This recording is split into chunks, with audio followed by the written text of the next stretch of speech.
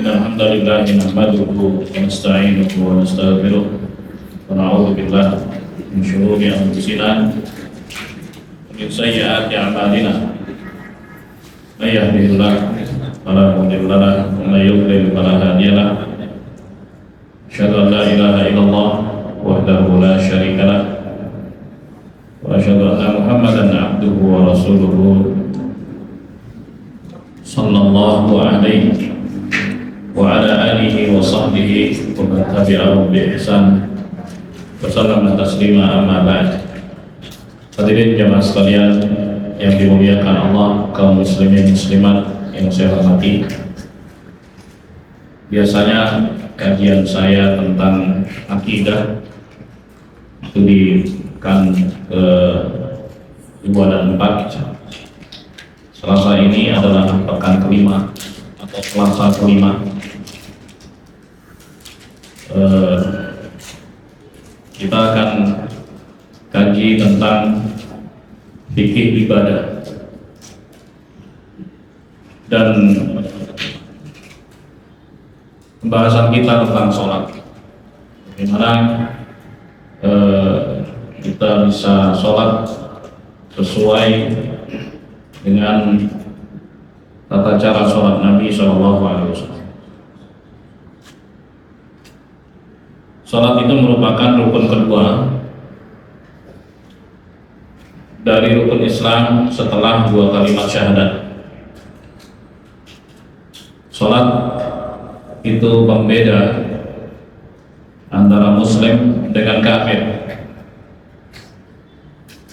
Dalam hadis Nabi SAW bersabda, "Al-'ahdul ladzi bainana wa bainahumus shalah. Faman tarakaha faqad kafar." Ikatan antara kami dengan mereka adalah salat, yang meninggalkannya maka kafir. Ini Rasulullah yang mengatakan begitu. Jadi ciri khas seorang muslim dia salat.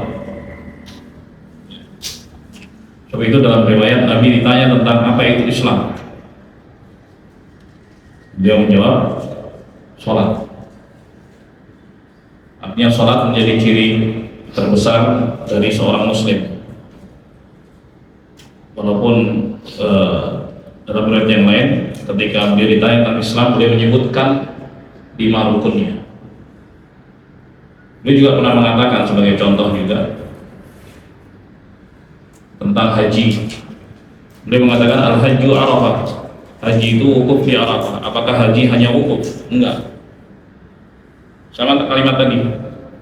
Muslim Islam itu adalah sholat 5 waktu. Jadi ciri terbesar keislaman seorang, dia jaga sholat 5 waktu. Jadi muslim itu sholat 5 waktu. Aku muslim nggak sholat, Rasulullah menyebutnya sebagai orang yang kafir. Dan dibedakan antara mereka yang malas-malasan dengan orang yang tidak menyatakan wajibnya sholat 5 waktu. Akan tapi yang malas-malasan juga terancam dengan dosa, dengan ancaman yang keras. Ya,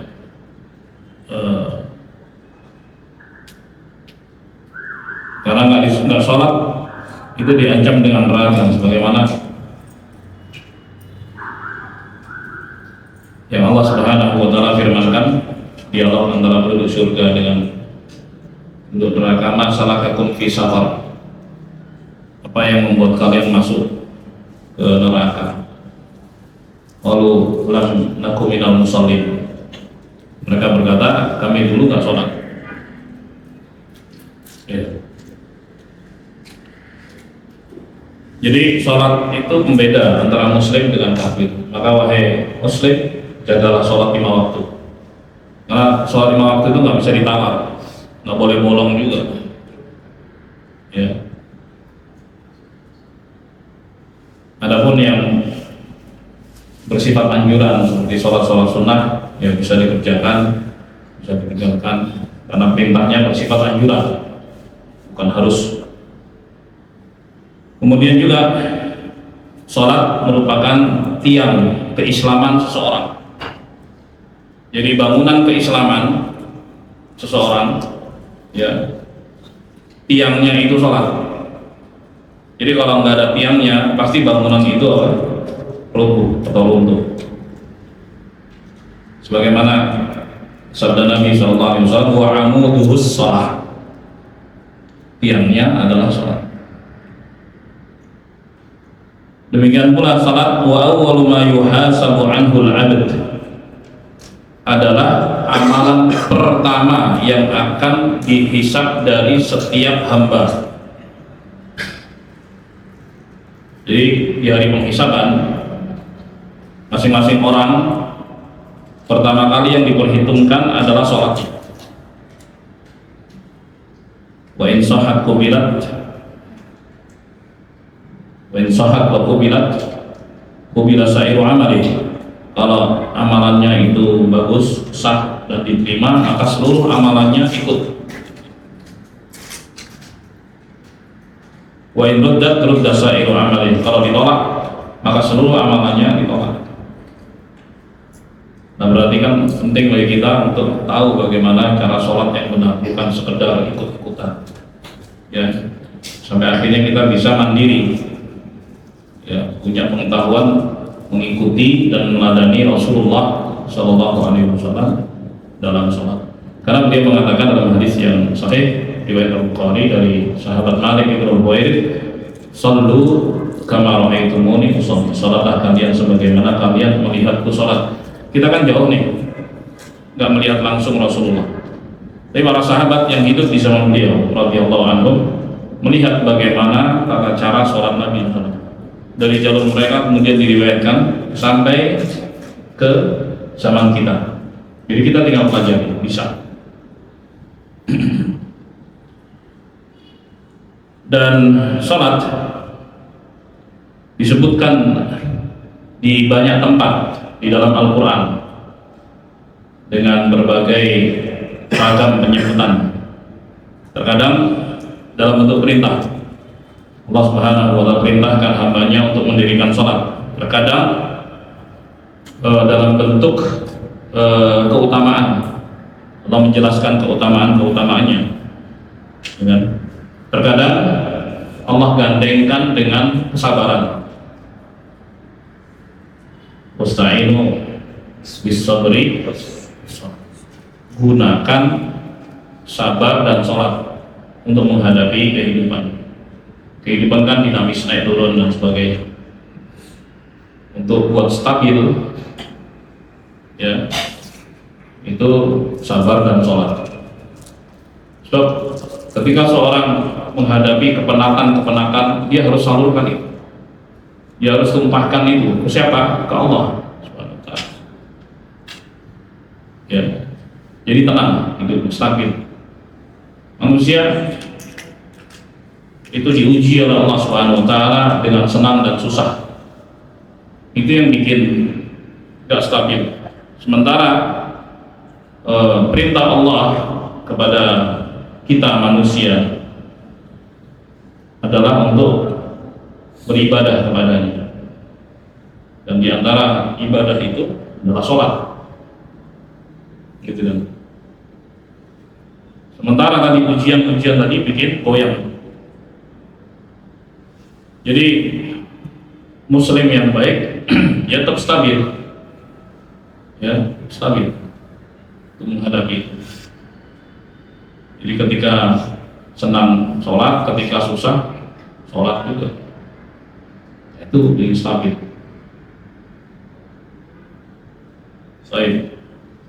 Ketika senang tidak euforia, yang kadang kesenangannya itu berubah menjadi bencana. Nggak sedikit contoh hidup, dia nggak sanggup untuk menerima anugerah, lepas kontrol, ya. Contohnya dapat mobil baru bagus, ini nggak taunya nggak bisa kendalikan, bergetar, nabrak, tadinya anugerah jadi bencana, mati lagi juga termasuk di dalam mobil tadi. Berarti nggak siap kan dengan ujian. Ada juga orang yang diuji dengan kesulitan, ya terpuruk dia, putus asa dan sebagainya. Ini dua-duanya nggak boleh. Jadi untuk bikin stabil hidup, Allah perintahkan gunakan sabar dan sholat. Allah gandengkan sholat dengan kesabaran. Dan sholat merupakan kebahagiaan dan hiburan Rasulullah SAW. Jadi bagi beliau sholat itu hiburan, menyenangkan. Orang-orang kalau pergi ke tempat-tempat yang indah, ya, kalau di sini kan mungkin puncak yang dekat gitu ya. Cari apa juga? Cari hiburan. Ya, tentunya Muslim cari hiburan yang halal, ya. Supaya apa? Supaya hati senang, terhibur kan begitu.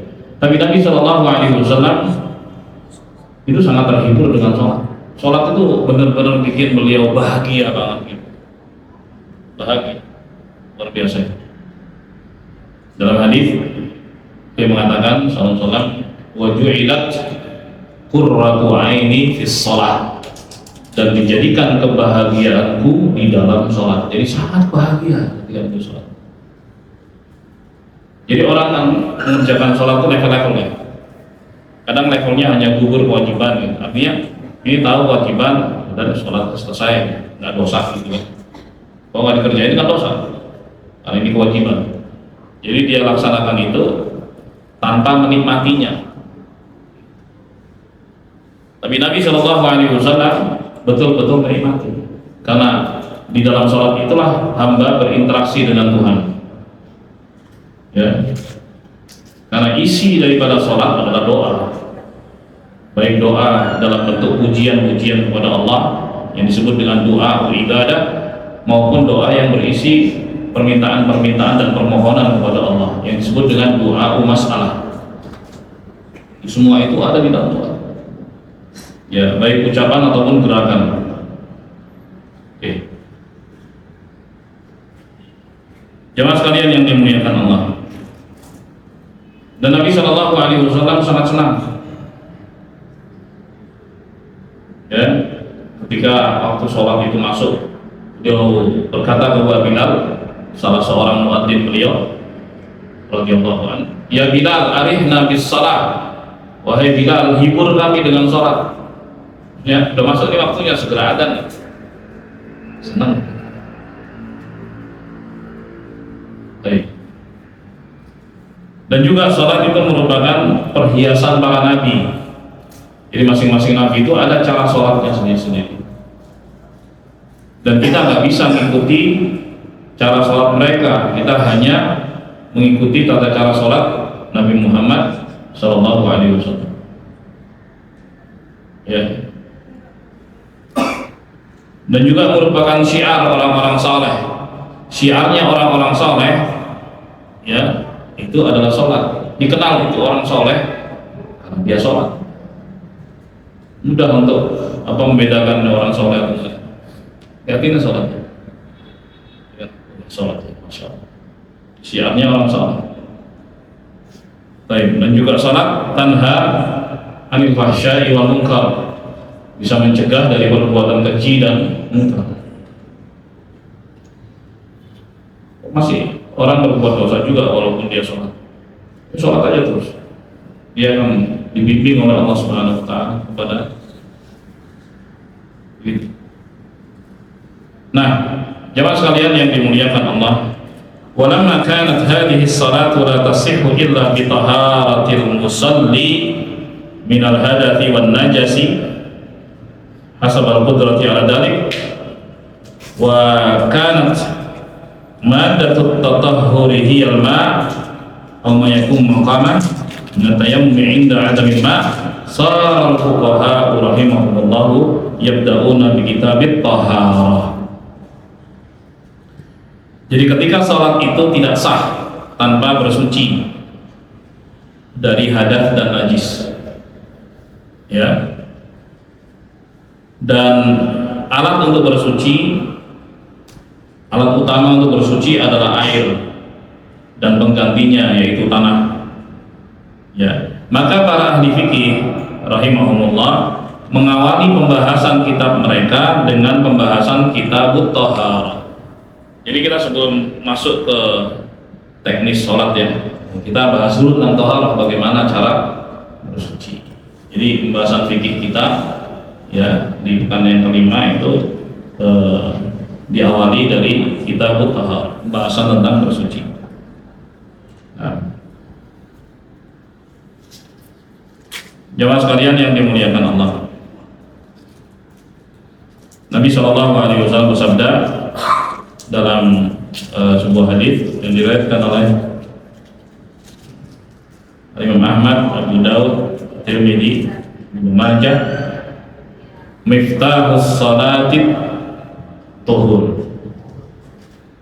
Ya, kunci salat itu bersuci. Ya, kunci salat itu bersuci. Karena hadas itu bisa menghalangi seorang dari sholat, gitu. Apa itu hadas? Hadas adalah al-kharij minas sabilain, sesuatu yang keluar dari dua jalan, jalan depan, jalan belakang. Ini kata kiasan. Ya, jalan depan atau jalan belakang, apapun yang keluar dari dua jalan itu disebut hadas. Dan hadas itu terbagi dua, ada hadas besar, ada hadas kecil. Kalau hadas besar ya seperti hubungan suami istri, keluarnya air mani, cara bersucinya dengan mandi janabah, nanti kita akan ulas bab sendiri. Adapun hadas kecil maka dengan bersih ya, beristinja atau istijmar, menggunakan air atau menggunakan batu atau yang menjadi gantinya seperti tisu ya, baru kemudian berwudu. Kalau nggak ada air maka dengan tayamum. Nah, itu semua akan diulas. Baik, demikian pula dari najis. Apa itu najis? Najis itu adalah kotoran tertentu yang bisa menghalangi seorang dari sholat. Jadi tidak semua yang kotor itu najis. Tidak semua yang kotor itu najis. Gitu. Baik. Jadi hanya kotoran tertentu. Saya kasih contoh, kotoran sapi, dia kotor, bau juga, ya kan? Gede lagi kan? Baik. Pertanyaannya najis nggak tuh? Dia nggak najis. Jadi kotoran binatang yang dagingnya bisa dimakan, halal untuk dimakan, dia nggak najis. Jadi dia dibersihkan sebagai kotoran, bukan sebagai najis. Ingat ya? Gitu. Baik.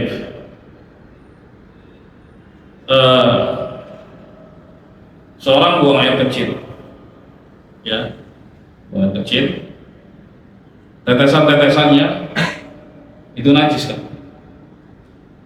Tetesan-tetesan najis. Kadang sebagian orang ya, membersihkan toilet semacam ini, dia nggak peduli bagaimana cara menghilangkan najisnya itu. Tiba-tiba langsung aja dipel. Set. Itu memperluas dan meratakan najis. Kelihatannya bersih, supaya kelihatan nggak najis, semprot wangian gitu, wangi. Saya tanya, najis nggak? Najis, orang diratain kok najisnya sama dia. Mestinya gimana? Mestinya disiram sama air. Coba jemaah, kalau kita melihat ya toilet-toilet di Haramain, Masjidil Haram atau Masjidil Nabawi, di tempat toiletnya, itu cara mereka membersihkannya kan berbilik kan, pakai selang kayak pemadam kebakaran ini, semprot aja. Emang kudu begitu, disiram air, jadi mengalir gitu ya. Baik, kalau di kita ini kan, kita di sini ya, Kan posisinya tinggi, terus ada bak, ada ember di sini bawah. Kok nggak khawatir nyiprat-nyiprat tuh? Ya nggak, kan masing-masing orang beda-beda ketika dia tunaikan hajat. Ya. Gimana kalau misalnya nyiprat setetes ke situ? Belum. Najis nggak itu? Air di ember? Hah? Tapi kan nggak kelihatan. Nggak kelihatan, kelihatan nggak?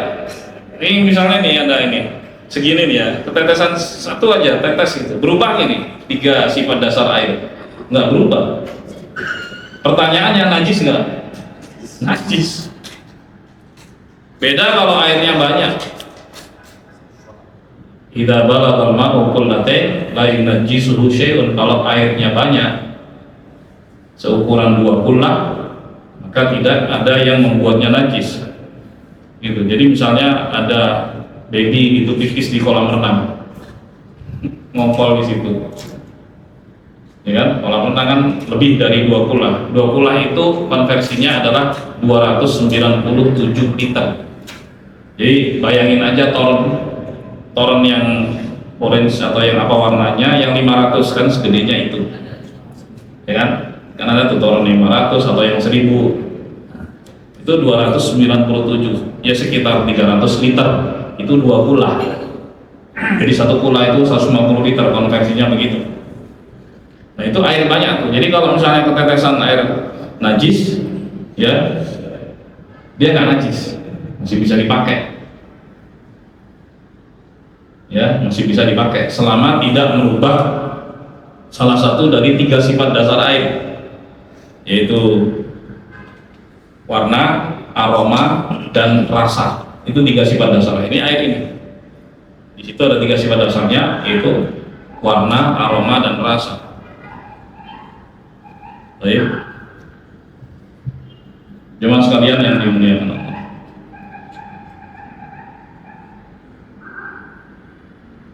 Nah, sebab itulah kita mesti berhati-hati.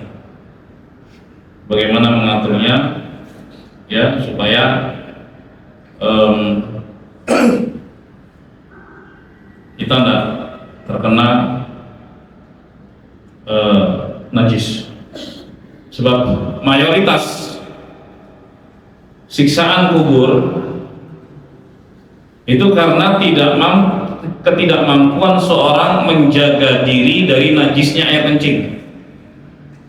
Kita nggak bicara dengan orang yang kencingnya sembarangan, misalnya di ban mobil kencingin, atau di halte, atau di tiang listrik. Kita nggak bicara itu. Kita bicara tentang orang yang buang air kecilnya di toilet, tapi itu pun tetap diperintah untuk berhati-hati. Makanya dibolehkan untuk memegang dengan tangan, dan tangan yang dipakai adalah tangan kiri.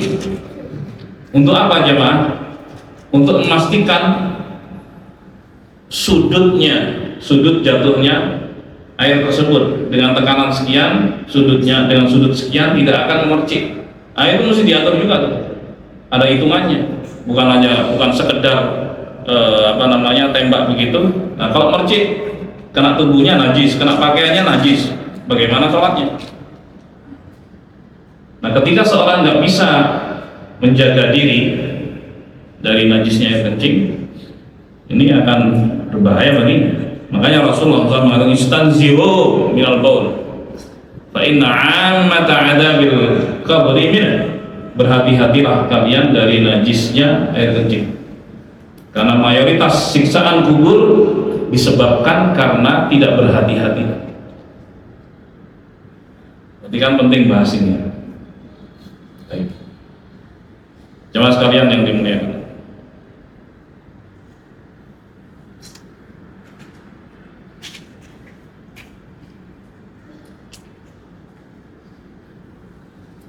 baik. At-taharah, ya, kesucian merupakan syarat sahnya sholat yang paling utama. Kesucian itu adalah syarat sahnya sholat yang paling utama. Syarat sahnya sholat itu ada beberapa, dan yang paling utama adalah kesucian. Baik. Taharah itu sendiri secara bahasa bermakna an-nadhafah wan nazahah anil aqdaril hissiyah wal ma'nawiyyah. Kebersihan dan kesucian dari kotoran-kotoran fisik dan kotoran-kotoran batin. Kotoran fisik ya tadi najis, ada najis. Kalau batin, kesyirikan, ya, itu kotoran batin yang mengotori akidah, mengotori bersihnya akidah, kebidahan, ya, dosa-dosa, itu kotoran-kotoran. Baik. Nah, maknanya secara syar'i taharah adalah irtifa'ul hadathi wa zawalun najas. Terangkatnya hadas dan hilangnya najis. Tadi sudah diterangkan tadi ya, apa itu hadas, apa itu najis. Ya. Jadi ketika seorang bersuci itu dalam mengangkat hadas, ya, hadas kecil ataupun hadas besar dengan caranya masing-masing, dan menghilangkan najis, itulah taharah, temanya ke sana. Baik, dan alat utama taharah adalah air. Adalah air disertai dengan niat. Kalau hanya sekedar pakai air saja tanpa niat taharah ya nggak dapat. Harus ada niatnya dan ada cara-caranya. Baik. Jadi pembahasan kita kali ini tentang sifat air yang dipakai untuk bersuci. Allah Subhanahu wa taala berfirman, "Wa anzalna minas sama'i ma'an tahura." Kami turunkan dari langit air yang suci lagi menyucikan. Suci zatnya dan menyucikan. Itu. Surat Al-Furqan ayat 48. Kemudian dalam Al-Anfal ayat 11 kata Allah Subhanahu wa taala, "Wa yunazzilu 'alaikum minas sama'i ma'an yutahhirakum bih." Dan Allah Subhanahu wa taala menurunkan air dari langit kepada kalian agar Allah Subhanahu wa taala menyucikan kalian dengan air itu. Ini ayat 2 ayat menunjukkan bahwa fungsi air adalah untuk menyucikan. Wa tahur wa tahiru fi dzatihi al-mutahhiru li ghairihi. Suci lagi menyucikan, artinya dia suci pada zatnya dan menyucikan yang lain. Itu makna suci lagi menyucikan. Wa huwal baqi ala khilqatihi. Dan air yang suci lagi menyucikan ini yang tetap pada 3 sifat dasarnya. Ini air, inilah yang suci lagi menyucikan seperti ini. Oke, jemaah. Di dalam cangkir saya ini ada air, tapi dia sudah tercemar dengan benda yang suci. Ya, ada kopi di sini. Ya, terus ditambah madu tadi katanya gitu. Terus diaduk-aduk. Pertanyaannya, ini suci lagi menyucikan atau suci saja? Suci saja. Hah? Suci saja. Bisa nggak dipakai wudhu nih? Ini sudah nggak dikatakan sebagai air lagi, tapi disebut apa ini? Kopi. Jelas ya? Tapi kalau misalnya nih ada beberapa bubuk saya cemplungkan ke sini, bubuk kopi. Pertanyaannya, bisa nggak dipakai untuk bersuci? Kenapa? Selama dia masih dominan disebut air, bisa. Ingat ya? Karena nanti kita akan ketemu tuh air di telaga, air di danau. Ada perubahan-perubahan di sebelah warna hijau atau warna agak kebiruan dan sebagainya yang bercampur dengan dedaunan yang jatuh di dalam. Bisa nggak dipakai untuk bersuci? Bisa. Demikian pula air laut misalnya, macam-macam. Apa? Tapi kalau sudah berubah dari sifat dasarnya nggak bisa. Kayak ini nih, warnanya udah gelap, tapi kalau diminum enak. Ini nggak bisa dipakai wudhu. Saya kasih contoh lagi. Cairan di dalam kelapa, cairan di dalam kelapa, bisa nggak dipakai wudhu? Kenapa? Hah? Kenapa? Saya tanya kenapa? Nanti kita lanjutkan ya, karena udah jam 12.57 nih. Karena itu bukan air. Itu cairan dalam air kelapa itu seringnya disebut air kelapa, padahal kalau dalam istilah Arabnya itu laban. Laban itu susu. Gitu. Kalau kita sebut air, ya kitanya sebutan kita air. Dia nggak bisa dipakai untuk bersuci, tapi dinikmati, diminum. Gitu. Ya. Jemaah sekalian yang dimuliakan Allah. Kemudian yang ketiga adalah air yang najis. Jadi ada tiga. Sebagian ulama membaginya dua saja, air suci lagi menyucikan. Yang kedua adalah air yang najis, ya kan?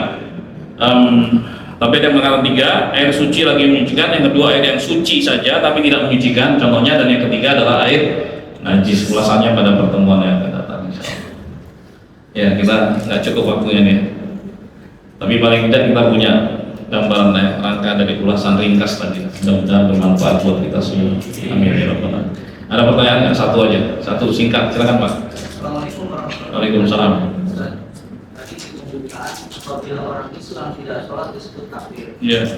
Apabila orang Islam setelah menjadi kafir itu wajib nggak kan kalau dia bertobat atau disolatkan? Oh enggak lah, nggak disolatin. Kalau orang nggak sholat masa disolatin.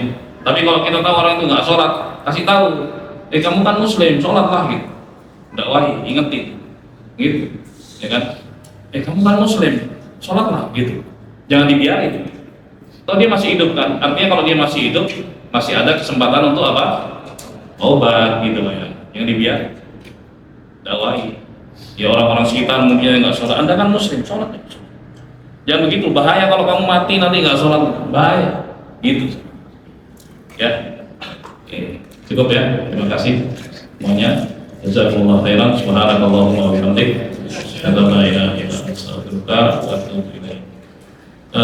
Saya ingatkan sekali lagi, ini direkam ya. Saya rekam di Instagram mcd_lc. Yang sudah tahu alhamdulillah, yang belum silakan akses mcd_lc. Terima kasih. Assalamualaikum warahmatullahi wabarakatuh.